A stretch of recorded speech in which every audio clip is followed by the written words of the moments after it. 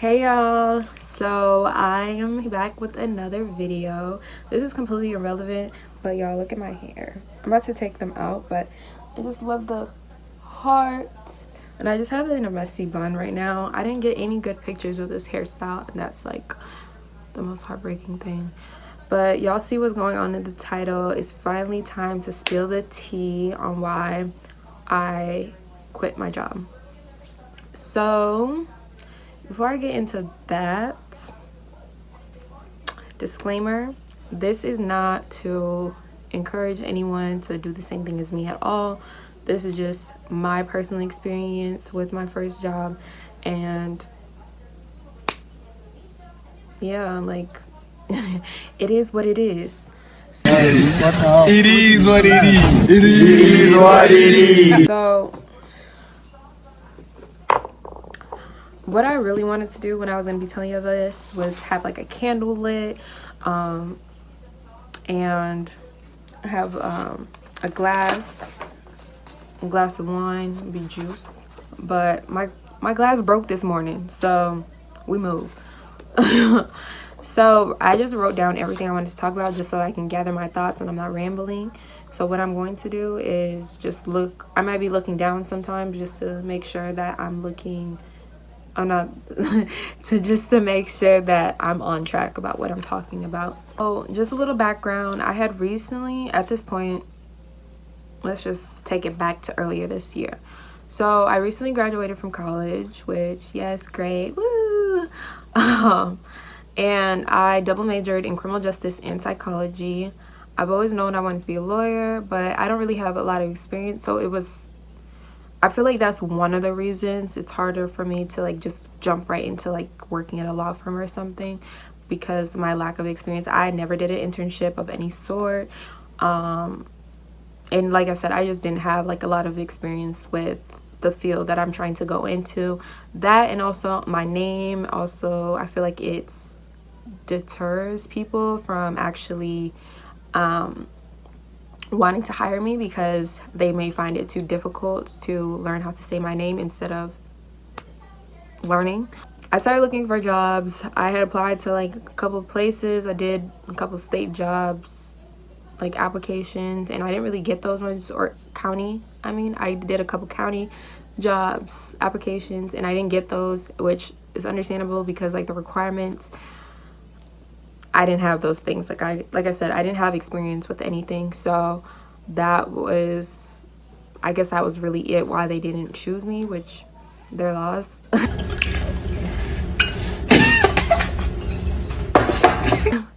Just kidding. But I had applied to multiple places, and I think it was like beginning of February at this point. I had been cleared of COVID probably like 4 days now, so I was ready to be outside. I was ready to like start working, especially since I knew I wanted to, like, I had my set goals of like wanting to have enough money to get a car, or have enough money to get a credit card, have enough money for like just adulting things basically. I knew it was time for me to get a job, so I had applied to multiple places. By this time, the options for jobs that I was seeing, they weren't really like the best things. But then I came across like a job that I was like, oh, this is a really cool description. Like, what is this? And basically what I did, I was a drug tester administrator. So I did drug testing for like pre-employment, probation, just anything that regards like drug testing. That's what I did. And with that, it was definitely something I didn't really know what to look for. I didn't know what to look forward to, because like I said, I had never had any experience in my actual like field. I've done stuff at like grocery stores, like fast food places, restaurants, but I had never had like oh my gosh, Lord have mercy, what is going on? I had never had actual experience in my field, so this would have been it.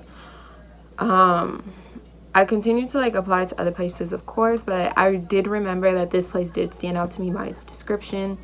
So a couple of days later, after filling out the application, I did get a call back from the owner of the company, and they wanted to set up an interview with me to like just kind of scope out like who I am, what I'm about, and if I'd be a good fit for the company.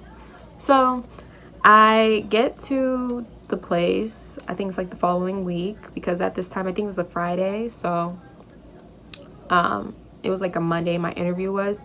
And for one, you need to like buzz to get in, so that was just kind of confusing because I'm like, okay, I have this interview, but no one is like in the lobby, there's no receptionist, nothing. How am I gonna get in this place? But then I put two and two together. There's a doorbell. So I got in there and they had me like fill out an application again, which was really weird to me. And one of the questions on the application, it said, what is your expected pay? And I put, so this is, I don't know what called me to do this, but what I did was I went and Googled like, what is the pay for my position, and I went up from like the minimum. So that's what I put on the paper. I put like a middle ground of like what the minimum to the highest point was, and then we started the interview. It was going well, and it got to the part where it was like, oh, what is your average, like what is your expected pay? And she saw the price, saw the amount that I had put down, and was like, oh, well, you know, I usually start out with this minimum or starting pay. And I was like, and she saw that I wasn't like really pleased with that, and she said, you know what, if you accept this, then in 90 days we can discuss raising your pay to what you want. And I was like, okay. Like I said, the description sounded really interesting, and it was something that I felt like I would be eager to do. So I was like, okay, if we have that, I feel like we can negotiate that, because, you know, I was going to use my negotiation skills. I just had a class like my last semester at school, so I was like, okay, that's fine with me. So I accept the job, and that's when things start to get crazy.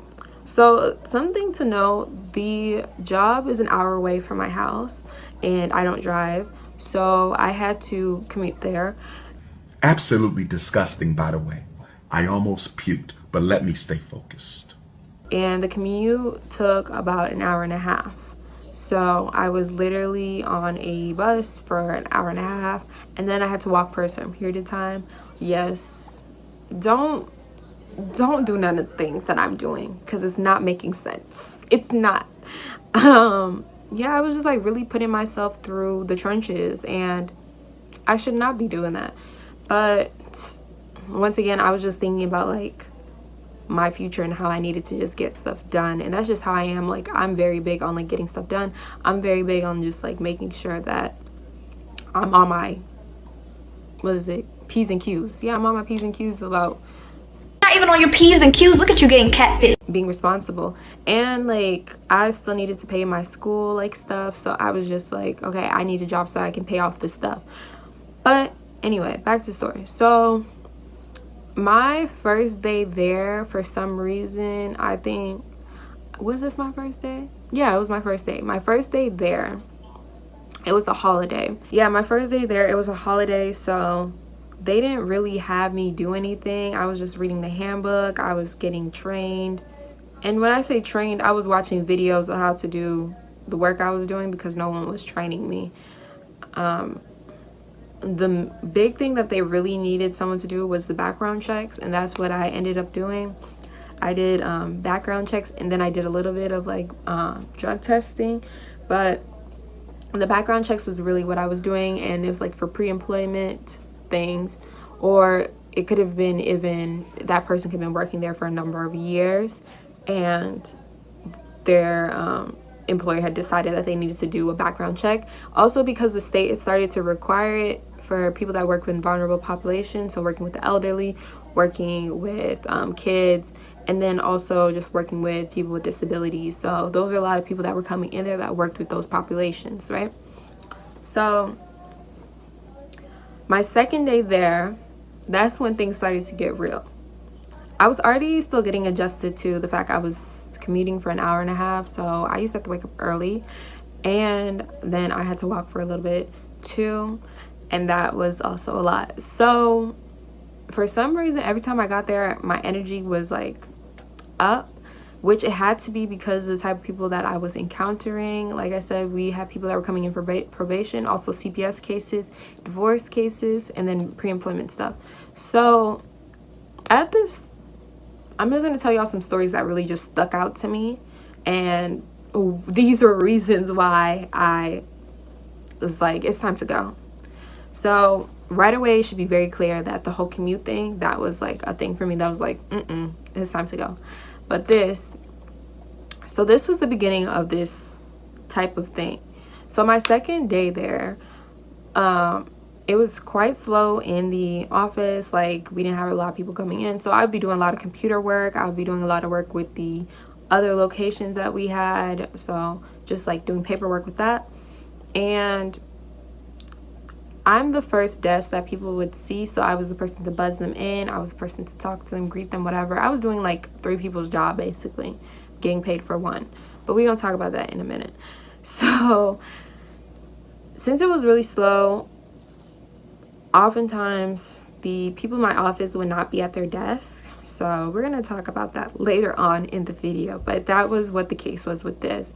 And just to get to the point, there was someone that had came in. They needed to do a pre-employment like drug test. And with pre-employment drug test, there's a whole process to it. So they usually come in with like a paper, like a referral paper showing that like they're here for a pre-employment drug test for this company, and we have a process to do it. So I'm filling out the paperwork so I can start the drug test. And for the drug test, pre-employment, it's obviously not observed, so I would just be like in a separate room. So we both go into one big room, and then there's the bathroom there. So I would just be in the outer room outside the bathroom. I'm filling out the paperwork, and then I call the person back. And the first thing this older guy says to me, just to give an image, this guy looks like he's in his early 50s, late 40s. And me, I'm nowhere around that. So another thing to also mention too, I always wore my mask the whole entire time I worked there because they have had COVID before, like the people in my office. And y'all know I just got done having COVID at this point, so I did not want it again, even though I know there's like the 6-month period that they say. But I still was not risking it. And there was all types of people coming in and out of the office too, so I don't know where they had been. So you obviously can't see my face because with the mask, all you see is my eyes, and that's it. So we're about to enter like the room, and the guy says to me, where are you from? And I knew what he was getting at. I knew it was not like, oh, are you from the US of A? Like, what is, he wanted to know what my ethnic background, is it ethnic or, yeah, ethnic background.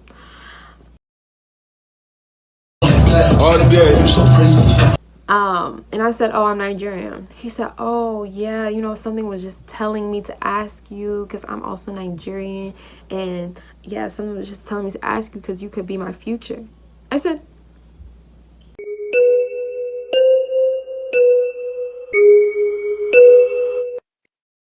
huh?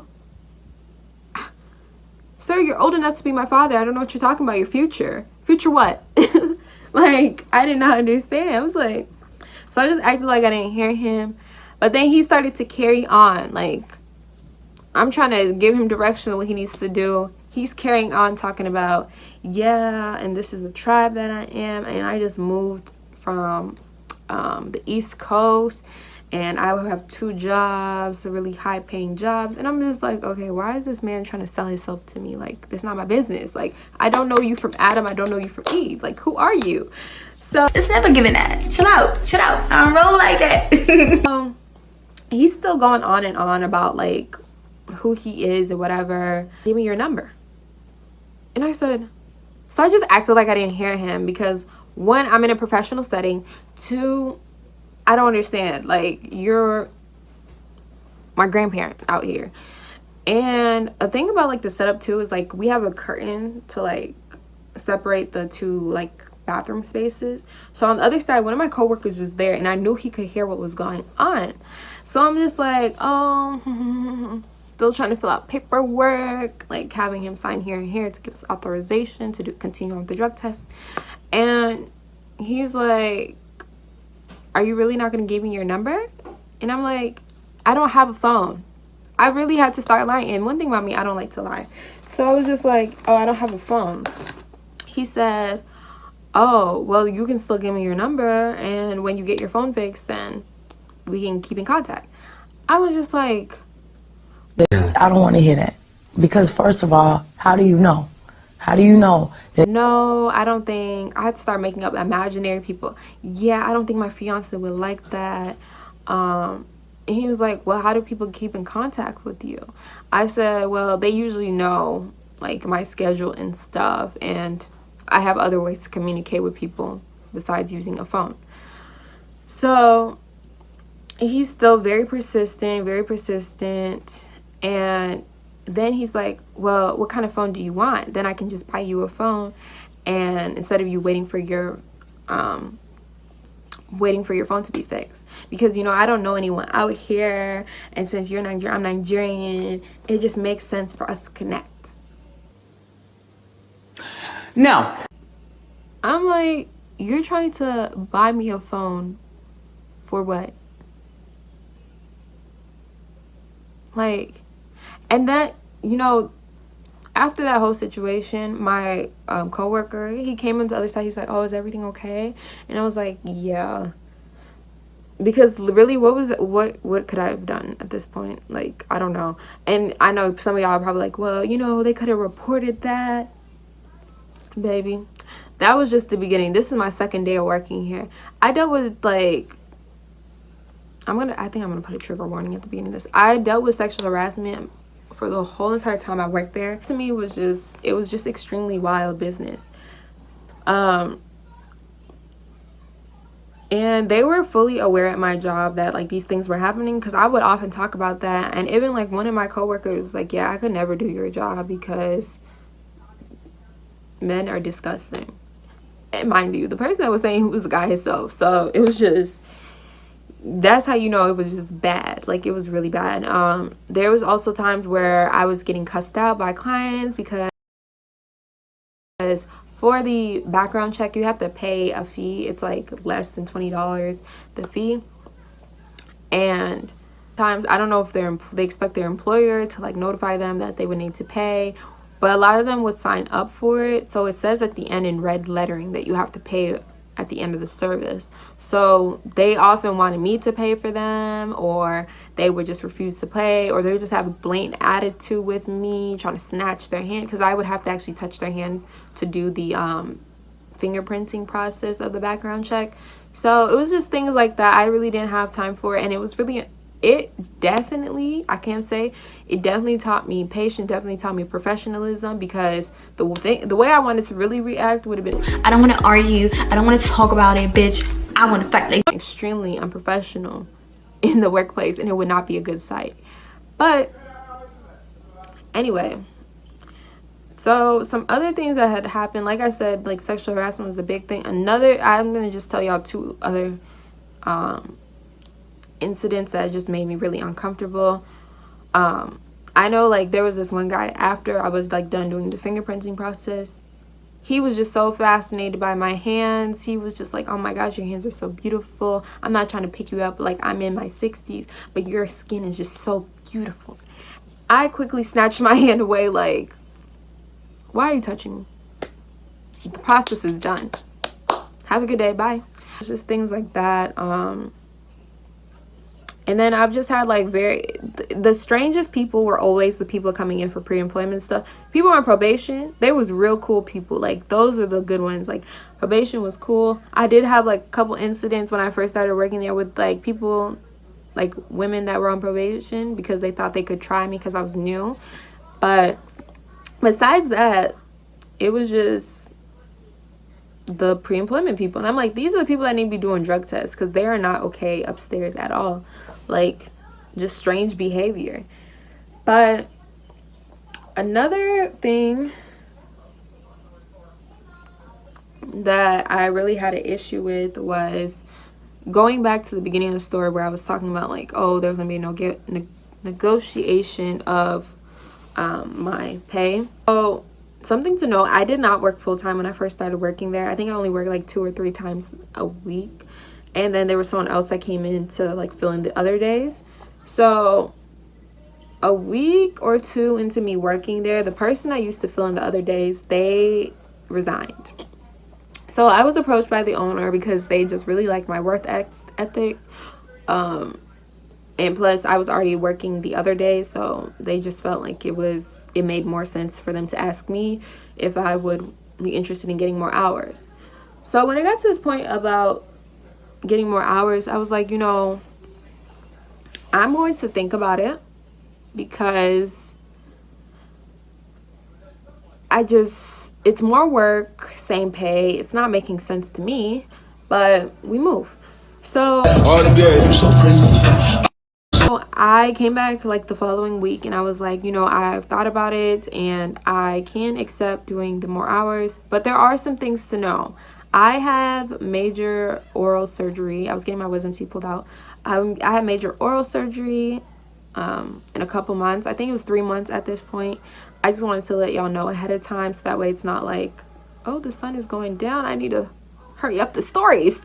So I have major oral surgery that's going on, and I just want to let y'all know like ahead of time so that way like I'm obviously going to need some time off, because originally the day I was having oral surgery was the day I do not work anyway, so I didn't think it was going to be a problem. But now that I am taking up these, you know, so they said, oh no, that's fine, that's good, like thank you for letting us know, like just like remind us again when it gets closer to that time, but that's not a problem at all. And I said another thing is too, is since we had said like, oh, 90 or 60 days or whatever that we'll discuss my pay raise, can we just talk about that in an earlier date since I'm going to be doing more work?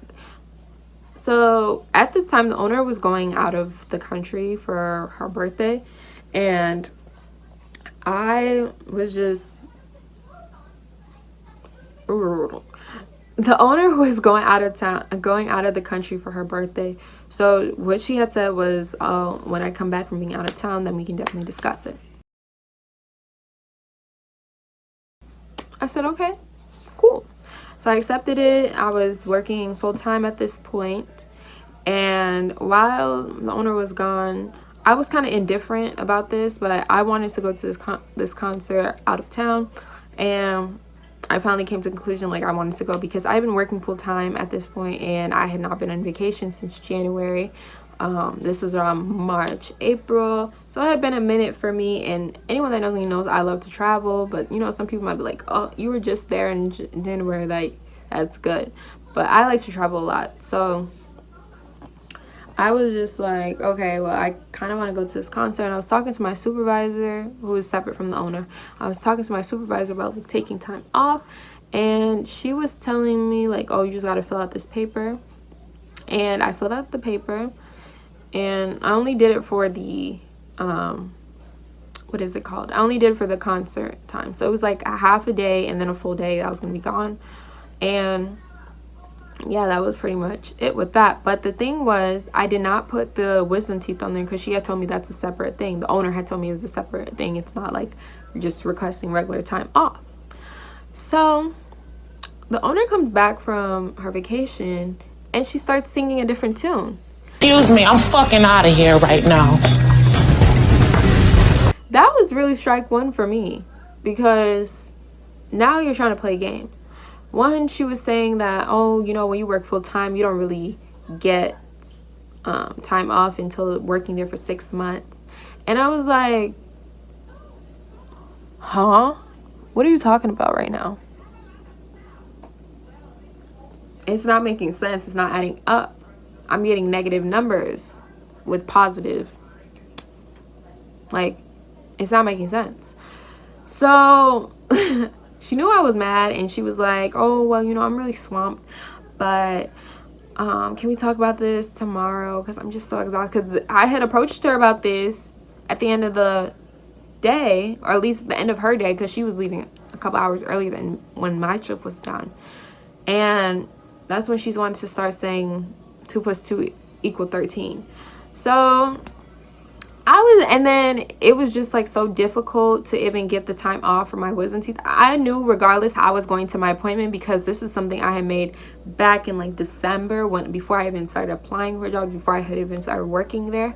So it just wasn't, that was her problem. And that's what she said. She's like, oh, don't even worry about the wisdom tooth thing, because yeah, that's my problem, I can figure it out. I was like, you're gonna figure it out regardless. Like, that's not my business. But it was just really difficult, the whole process, just getting that time off when I had been working here every day, and I was literally the only person in the office working. I'm gonna really get into that right now. I'm not gonna lie, a lot of people in the office were just extremely lazy. I was the only person working, and I told you about the setup. I'm the first person that people will see when they buzz. There's often times where people just be in their office on their phones. There was people that in the same area that I worked in, instead of them working, they would go into other people's office, lay on their couches, just sit in their office. And these are the same people that when I first started working, they were saying, oh, I'm so glad that you're here, because I was behind in my work trying to do that work. But when I'm here, you're still not doing your work. I don't understand. Like, it wasn't making sense to me. But the laziness was just outrageous. Like, I don't know, because I just have different work ethic than other people. I feel like if I'm at work, I'm at work. And yes, you can spend the time to like chit chat with your employees or whatever, but you should not be in nobody's office for an hour and a half laying on their couch and doing all this other stuff. And going to that specific worker that used to do that, ironically, a week before I stopped working there, she like gave the owner like a rude response about like when was she gonna start working from home, because she did have surgery. And I don't know, she must have said something crazy to the owner, because the owner was really upset. And a lot of people in the office were saying like they don't even think she's at home. They think that she might be at like her family's second home or lake house or whatever. And I was not surprised. I said, someone that showed y'all what it was when they were in the office, you're surprised that's the way they act when they're out of the office? Whoops. So with that, it was surprising. Okay, so the video cut off, but yeah, it was just like a lot of that laziness. I know my third day of working there, or it might have been my second day, very early when I was working there, we do a lot of stuff with like drinking and driving. So a lot of people that are on house arrest will often like be calling, and there was times where they would be like mocking people's accents. Like, I did not like that at all. I was like, yeah, what is that sound that's like, I'm not gonna be here for long or something like that? That was exactly what my mindset was. Like, I'm not gonna be here for much longer, because especially my own background, I don't play that. Like, no. And y'all was probably like, that's when you should have quit. But once again, I was thinking more about the money. So I can't even lie about that. But that was just really made me side-eye these people for what they were. And it was extremely inappropriate.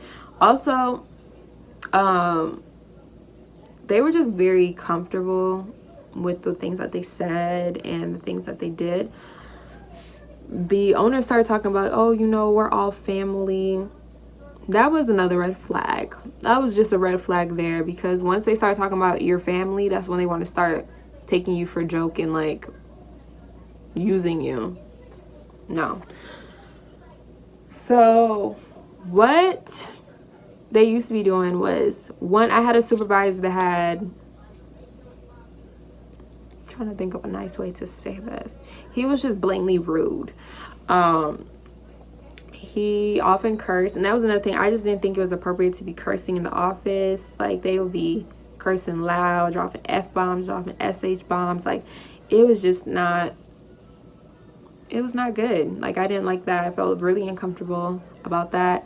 And I'm not saying like, oh, I don't curse, or I not like immature, or if you view that as being immature, but I just think there's a time and a place for things, and it was not the time or the place to be cursing like that, especially in front of clients.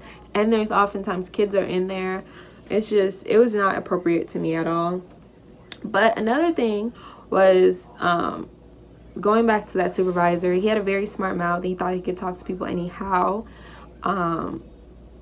and for some of the things I kind of side at that, like, oh, are you being like racist like right now? Because I was the only black person in the office oftentimes that worked full-time. There were like 2 other black people that worked, but one only worked like twice a week on the weekends, and the other person only worked once a week every Friday. So that, and those people, well, the one that only worked once a week ended up quitting a couple weeks before I did, and then the other person ended up quitting a couple weeks after I did. So that's just a fast forward on that, of the black people in the office. So another thing that I thought was just really unprofessional was the fact, let me just give a major disclaimer. Anybody that knows me knows I love dogs. Like, I can't wait to get 3 of them. I love dogs, like any type of dog. I love them. But my thing was, they used to bring their dogs to the office. Yup. Used to bring them in the office, roaming around. There was even a point where they were doing a drug test on someone. And the drug test, we did a lot of different like drug tests. So this one was specifically a child exposure drug test to see if a child was exposed to drugs, and like if their parents or a guardian or whoever was using drugs around them. So they were doing that. The owner that I said that often has like something smart to say or often makes like alarming comments, he would often bring his dog to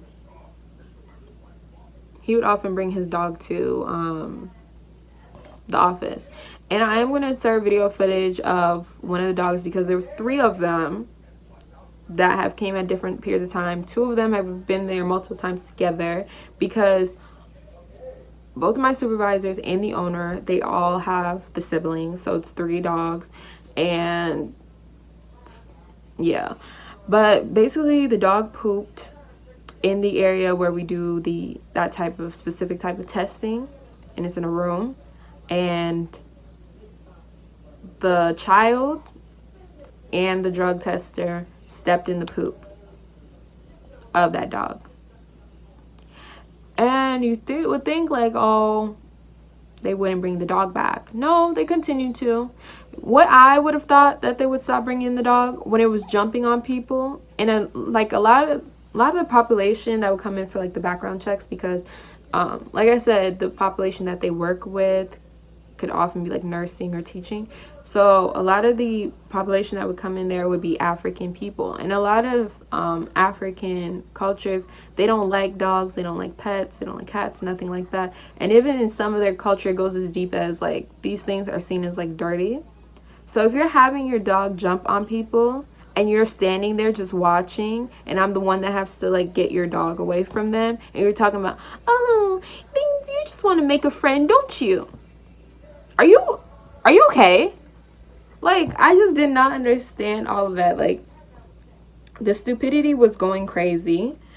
And I won't be surprised if there's a lawsuit that will hit them soon enough. But yeah, the dog would be jumping on people, like, and then there were like some clients that would come in and they'll be like, oh, I wish I could bring my dog to work, and like stuff like that, but whatever. But it was just things like that. You're allowing your dog to jump on people, and people will be in there with infant babies, like infants, like babies that's still in the car seat, pacifier in the mouth, all that, barely walking, and y'all are letting your dog like get on them. It doesn't make sense to me. It really did not. So I just thought that was just extremely unprofessional. Like, I knew I was not going to be there much longer. So going back to the payment thing, because that was kind of like the final straw for me. I had brought this up twice. Okay, this is the last time. It just cut off again, but hopefully this will be it. But I waited until like the 90 days, which was the original period of time, and excuses were still being made, and I skedaddled. I dismissed myself from that job and I got out of there. Things I definitely learned now is just like being very stern about your negotiation, and don't settle. Don't put yourself in a job that's going to put you out of your means, put you out of your ways. No matter how much you may want this job, you really have to think, like, is this like convenient to me? Is this going to be a hassle? Because it was like, why am I trekking an hour and a half, and even driving is an hour? Like, no, it's ridiculous. But yeah, that's basically it. Let me see, did I forget anything? Nope, that's it. That's all. That's it. That's all. And that's why I quit my first job from post undergrad. But now I definitely believe in not settling for less. And hopefully I learned my lesson, because now that I am applying for like other jobs and stuff, we can just hope for the best and expect that people are using their number 6, as my mother would say. But thank y'all for watching, and I will see y'all in the next video. Bye.